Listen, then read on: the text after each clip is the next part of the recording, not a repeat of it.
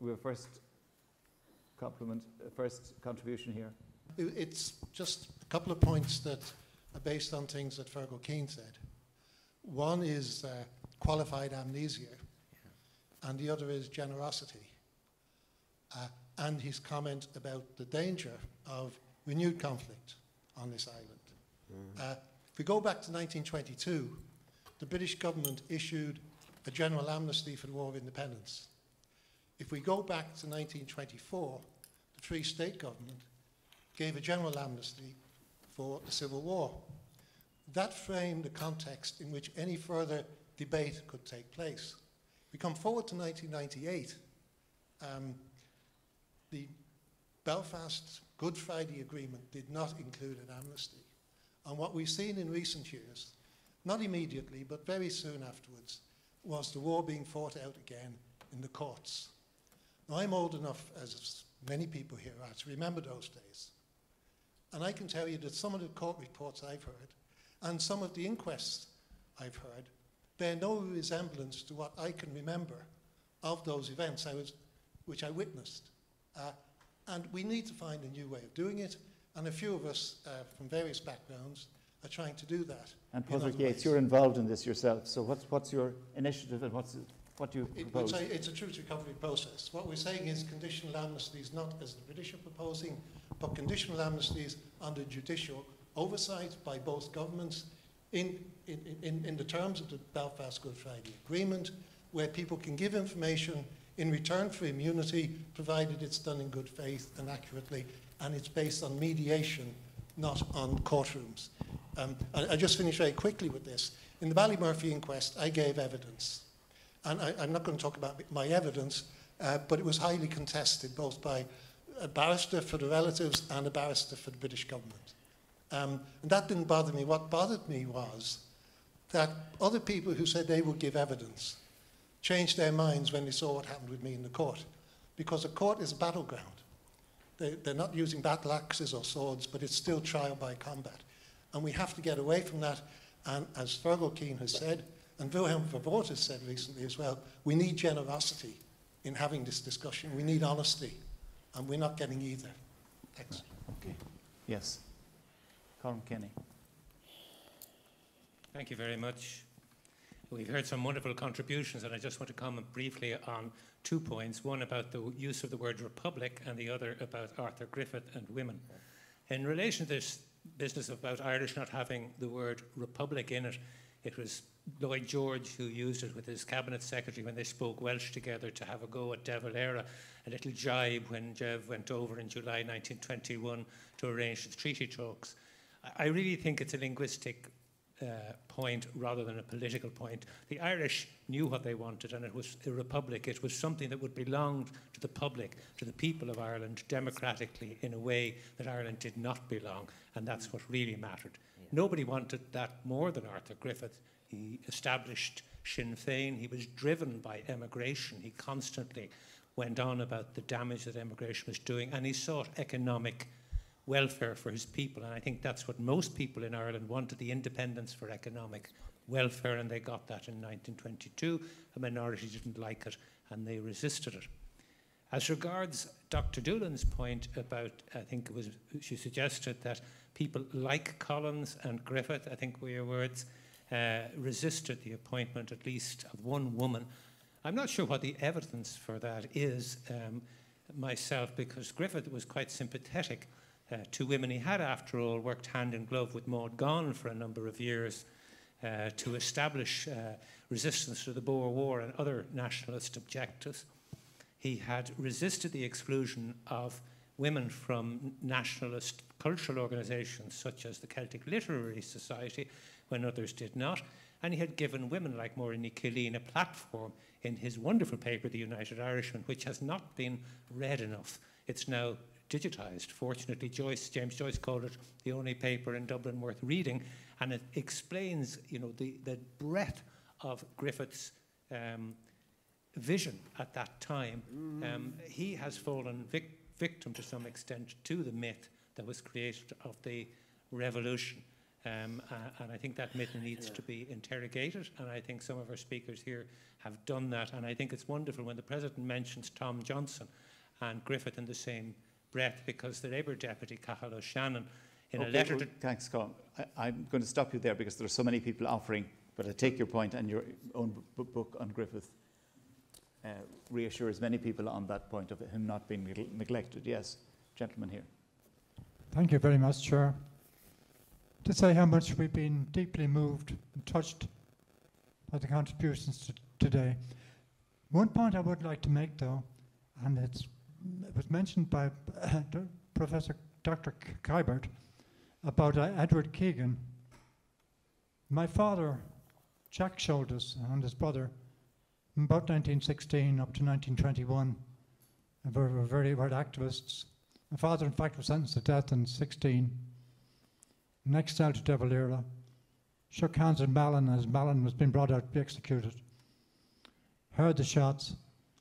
So, but when 1921 came, he was a great friend of Harry Boland, and he was deeply hurt by what the events of the Civil War fortunately took no part in it, but instead was involved in the organising of a very important event from 1923 to 24, which was the Tailteann Games of 1924.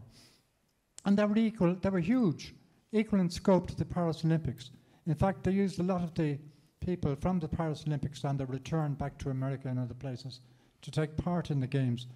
And they're not just games like track and field. Too, didn't they? They had literary prizes as well. But there were also heavily chess, drama, sculpture, plays. They were wonderful. W.B. Yeats was intimately involved. In any event, Daddy's main point was that it was a wonderful way in which the opponents from both sides were able to work together to set up these incredible games. And it's just that I'd like to go on the record as saying that these things should be not forgotten. Yes. Declan Kiberd, yes, thank you very much for that. Declan Kiberd, you made the point that many of those involved in 1916 did not then stay involved and didn't participate, for instance, in the War of Independence possibly and the Civil War. As I said, a lot of them returned precisely to the kind of cultural activities which had brought them into the movement in the first place. Pipe bands, the Gaelic League, and the Gaelic Games, and so on. So I think that's a very important point, that all that was continuing. Just about the word republic, since Dr. Kenny mentioned it, the people on the Blaskets had a king, a Ree, who was in fact elected. It was a paradoxical thing, an elective monarchy.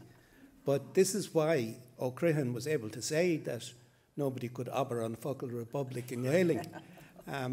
And maybe the idea of an elective monarchy is not the worst idea that has been come up with in the history of the human race. Lelia Doolan, on the question of women on the delegation. The point was made by Cathal McSweeney Brewer. It was he in a documentary which I saw short time ago called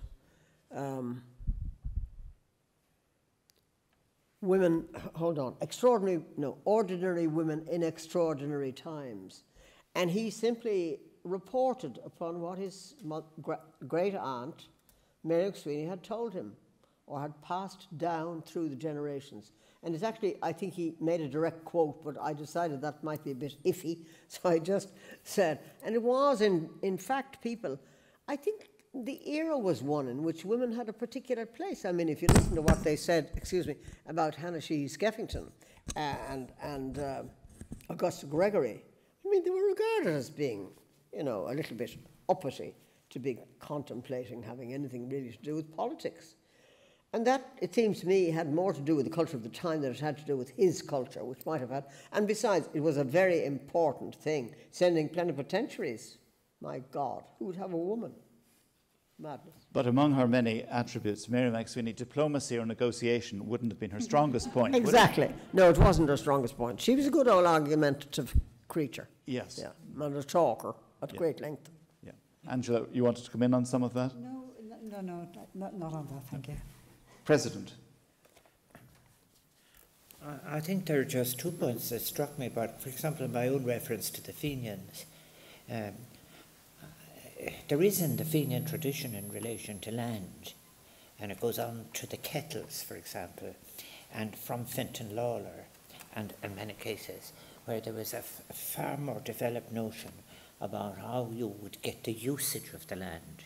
And I know that there's a new piece coming out in relation to the Kettle family, and they had a more advanced view within the debate on landlordism.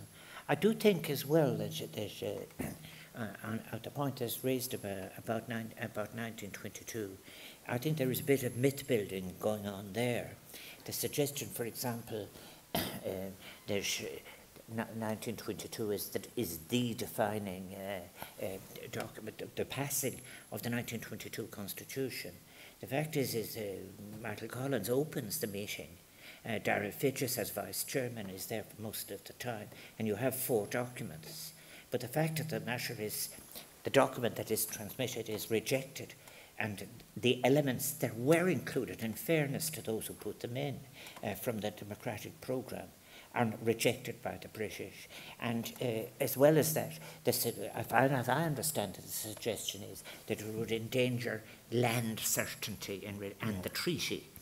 And the other point, I think, which I was very grateful to the publication by Forster was in relation to the oath of loyalty to the King, which isn't there until the passing of the 22 Constitution, and it isn't there in the months before, when Tom Johnson is in fact in the Parliament. And I was very grateful to them for the very long explanation that Tom Johnson did on behalf of his 15 members, because one of them didn't sign the document at the Constitution. And all of that, I think, is incredibly important. So the notion that you have a single document, instrument in 1922 from which everything is derived is quite capable of being trafficked, and I think it's inaccurate. Fergal, on the question of qualified amnesia, so many of the deaths in civil wars, and you've seen this, are intimate deaths. The killer knows the victim. This happened in Listowel with repercussions. So presumably there are such examples, which of course we know so little about, but they would be there in the culture of all the wars that you were yourself addressing. I mean, the memory of the assassination of Tobias O'Sullivan, of James Cain, but also the killings which occurred during the Civil War, and my own family took the Free State side. I had a granduncle who was an intelligence officer with the Free State Army.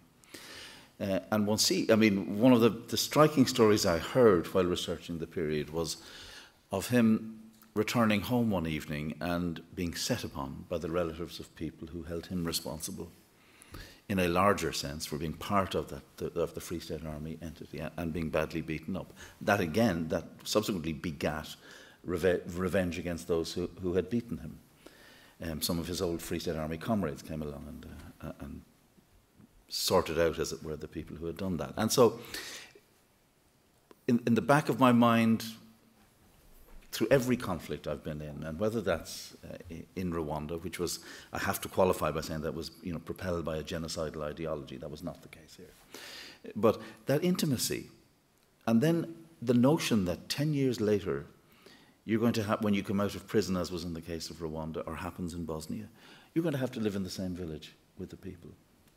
And how do we, it strikes me, the urgent, the imperative of this moment is, how do we make that process possible on this island, in the north of this island, where people are expected to live alongside, which you can do physically. Of course you can do it physically, or you can, in the case in Belfast, as is happening at the moment, build ever higher, ever longer peace walls. But how do you get the great missed opportunity since 1998 has been to address the fundamental, and that is how people live together, how they overcome the fear and the hatred, which is the fuel of sectarianism And it strikes me we really haven't even begun to address that. So what's your comment then to Pádraig Gates? And so Pádraig talks about, and quite rightly, and you know, addressing the issue of amnesty for those who were actually perpetrators of violence. But that will solve, I don't even say solve, that will deal with a particular legal problem. It doesn't deal with the moral crisis that underpins the tragedy of the North, the ongoing tragedy of the North. And, you know, better minds than mine have wrestled with this since the signing of the peace agreement. But it does strike me as being imperative that our investment is at the level of communities, of neighbourhoods. And it's messy. It's frequently 10 steps backwards for every step forward you take. But it is about that, and you know, investing in encouraging communities to speak with each other. And it is at the heart of what I said today about the responsibility of political leaders, about humility. It's not about declaring victory or saying we're on the march and you're stuffed, whether you say that explicitly or implicitly. And you're hearing that to some extent, are you? I worry at some of the rhetoric that I hear. And it is not the language of this great island. It's not the language of generosity, of the generosity of which we are capable. Yeah. Angela Bourke, you.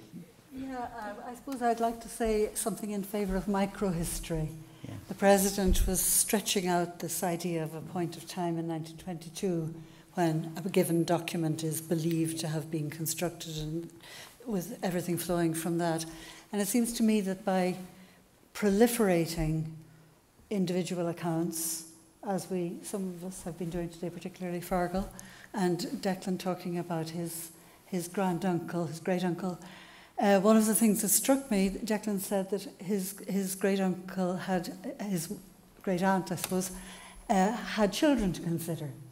And it has often struck me, looking at the material of this, I'm not a trained historian, I work with language and literature and oral traditions, but in looking at this and looking at the individual families, they transitioned in the period of the decade of commemoration. They transitioned from idealistic teenagers or people in their early 20s to being the parents of families. And you know, again, I would applaud what Pádraig Gates has suggested. Actually, the year I left school was 1969. I had become, through some process of attrition, a member of the Red Cross as a schoolgirl, and I got a call from Father Louis something or other, who was a Jesuit, not a Jesuit, Franciscan in Gormanston, asking for volunteers to come to Gormanston camp to look after the children who had been removed from Belfast. And they were mostly, of course, the marginal children, but children who didn't have two parents, who were already being maybe reared by a grandparent or whatever. And then throughout the troubles that followed when I was a student, most of my friends were actually from Derry or Belfast. So I was in both cities when those things were happening. I was on the Lone Moor Road in Derry when rubber bullets were passing. But the idea that loud voices triumph and make these bullying narratives for their own purposes can be counteracted. The work that Katrina Crowe has done in archives is stupendous. And, you know, we have the ability now to actually honour individual voices. I would also perhaps, you know, echo what Cathal Porter said about his findings about the famine memories, that the material is there, it's in people's memories. And it's richer, memories. You're saying, it's richer, and it's richer, and but folklore also and it complicates it. Yeah. We need to stretch out the not quite hard toffee to make it possible to see. I mean, scientists do it, you know, with electrophoresis. They or a microtome rather. They take a tiny sliver and they examine it, and then they take another sliver further along in the piece of tissue and they examine it. And I think we can do that in the humanities. I think, you know, the truth and justice, the truth and reconciliation. I think that there is an incredible demography that we are inclined to neglect. In 1901, a majority of the people born on the island of Ireland, more than 50%, were living outside of the island of Ireland. So much of what we are discussing has been made possible by the emptying out of the island, of huge, not just individual, but huge categories of people. I think the establishment, the extension of grazing, for example, and Joe Lee has that right, where he says in the post-famine adjustment, it is the families gave way to fields. This is having, that has, people don't really want to address that, more or less suggesting that land is just land. Grazing, the transition to grazing, in the Mayo, when John Gibbons and I did some work on what had happened to landlords in Mayo, we found that you could put a map that fitted exactly down on top of the landlords with what the graziers owned. And this was a kind of the thing which is a problem in history and in historiography. Yes, I think during one of our is the reluctance to deal with class. And it's just so important. I thought that is this last 6 series that we made some progress on that, no more than we made in relation to the exclusion of women in the first lot when we were doing the War of Independence. The President mentioned Gramsci, and Gramsci had a very interesting theory about what happens to a society when there's a missing middle generation. And this is what happened a lot of the time because of migration, the emptying out that the President has described. And what Gramsci said is, if you have a missing generation, middle generation in a community or a country, there's no one to interpret the radical ideals of the young or the steady hand of conservatism of the old and mediate them into a viable social narrative. They're just people indulging in alternate fantasies. And I think that was one of the reasons there wasn't more social progress through the 20th century in Ireland. You go through a rural village and there was kind of gapped houses in the middle gone. And even your image of the films that got chopped up and we didn't see the middle key part almost seems like a version of Gramsci's missing middle. 500,000 people gone to England in the 1950s alone. 40,000 a year between 55 and 60. So this notion that there is a kind of a modernity emerged and that it was inevitable and it was at a huge price. But there was no conversation between the very old and the very young in a shared language because it wasn't possible because the middle people were so often missing. Lelia, you want to come in on that? Listen, all I want to add is not anything serious, but something not serious. You mentioned, Declan, about some of the people whose houses were burnt out being assisted. There is an absolutely wonderful piece by Paddy Campbell, who was the son of Beatty Glenavy, who was one of the people who had a house near Dublin, and the IRA came to burn it down. And she, rather imperious character in her own way, said, now listen, hold on a moment, you're not to take that piece, and what about that piece and the other piece? And eventually she had the entire group who had come to build the house explaining to her which pieces she ought to retain, and they would bring them out of the house. There's a good old piano in there. We can't do that in. And they all. So I would like to record a note of humour. There is no humour in anything that we have said. There is pain, of course, suffering, yes, definitely. But there is also that irrepressible Irish quality of going beyond, of finding a way, of forgiving, and that's what I guess, in the end, this is all about. So what is it about then, President, if I can ask you that? What Machnamh's, what are we hoping to achieve with Machnamh, and what do you believe has been achieved? I think the complexity of history, the fact that the events about which people have been writing partially are complex and interconnected, that is what. I think as well there have been significant inclusions, even in what we're doing in number 6 here today, when we were talking about Griffith and talking about Tom Johnson and talking about that. I think that's very important. I also think as well that if it's for others to do it in relation to when I call this about ethical remembering and so forth, if we're going to be talking about ethics, you see, no more than Hannah Arendt didn't forgive everybody. No. She didn't forgive one very significant person for very good reasons, and her philosopher teacher. But I think one has to be. I think what we're stressing is that if the facts can be laid out, and Therefore, people can make interpretations of different combinations. You get what I think Richard Carney calls narrative hospitality. That's one thing, but I don't. The other part about it is about what I was speaking about myself today. I wish I could say, for example, that my father and my uncle reconciled. That is not the case. That is not the case. My father suffered degrading poverty to the day he died. And I think you have to be honest. If you're going to do the thing straightforwardly, I think this is what we've been trying to do, is by letting everything in, you are then in a position really to stand back. And this is what one does, is that you don't invent a fiction. Fiction won't work. It isn't fiction. The point is, lives have been lost, lives have been maimed, lives have been ruined. Other people have made vast fortunes on the backs of other people's misery. You cannot keep telling yourself that that's not the world you live in. We have, for example, I hope, when we're moving on, I realise where I am now, even as president in many cases. I know the many people who speak to me who say they're finding it difficult to speak of peace, as if war was inevitable, that war is our natural condition. And we're in an intolerant moment in relation to that. Again and again,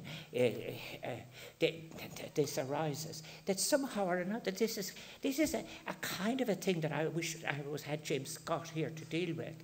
The notion that that there is an inevitability that is in the possession of the powerful, that mustn't be questioned. This happens in relation to, this is when spirituality is corrupted by authoritarian religion and dogmatic nonsense. And equally, you have it in relation to the notion that, for example, that there is only one kind of development possible on our planet, and that is that we all become rather like the warlike nations that are in the modern capitalism. I'm very proud to have to say about it. For example, when I became president and I received the pressure, was I supposed to say I have no beliefs anymore about anything? I believed all the stuff I did about human rights, I feel this. I very much identify with what Fergal said, because I had that experience that he has had.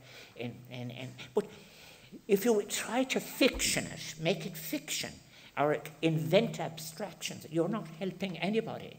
The point about it is that go where the pain of doing the thing right. And that means you live in the experience of the other person and you take the stuff into you. And then what you do about it all is, because Lelia is right. There's a time for humour. There's a time for truth. And humour is part of the truth and all the rest of it. And that is, in fact, how many people have survived their existence, by looking at the absurdity of those who thought that they were their betters. You just look at them and laugh. On that point, we'd like to thank you, President, very much for hosting all of this. President Michael D. Higgins.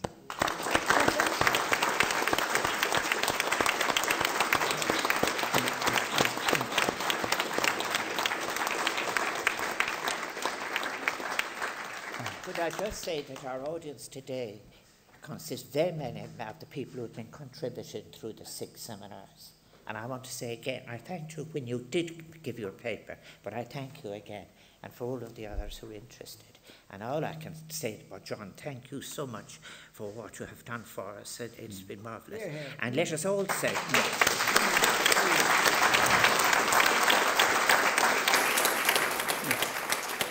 And I would just say, may we always give history the importance and place that it deserves and is needed. Yes.